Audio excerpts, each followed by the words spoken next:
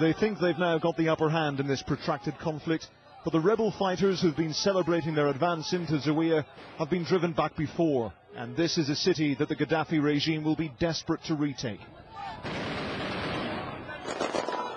Most of these fighters had spent weeks in the mountains, regrouping before staging their assault on Saturday. They've taken casualties.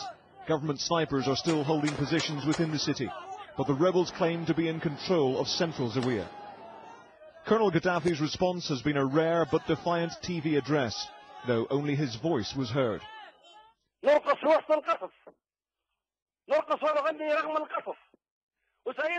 Resist. Take up your weapon.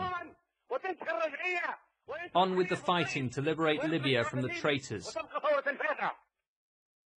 Get ready for the fight. Get ready for the million-man march to clean up the land. The land of purity.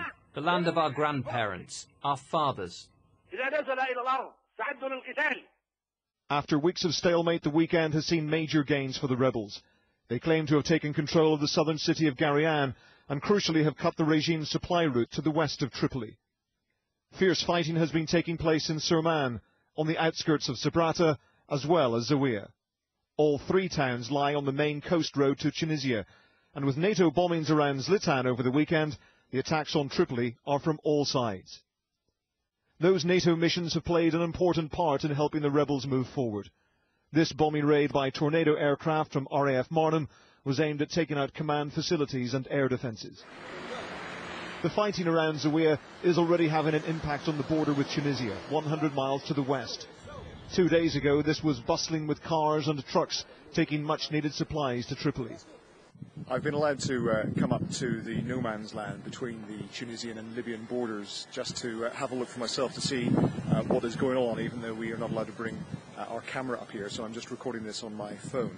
But the crossing is absolutely deserted, and there appears to be some cars who tried to get through and have now been turned back. We're just trying to ascertain what the reason was given for them being turned back. They told us they'd got to Sabratha, but had been told to turn back by government soldiers because it was too dangerous. For the moment, Gaddafi has been isolated, but is still a long way from being defeated. Ian Woods, Sky News, on the Libya-Tunisian border.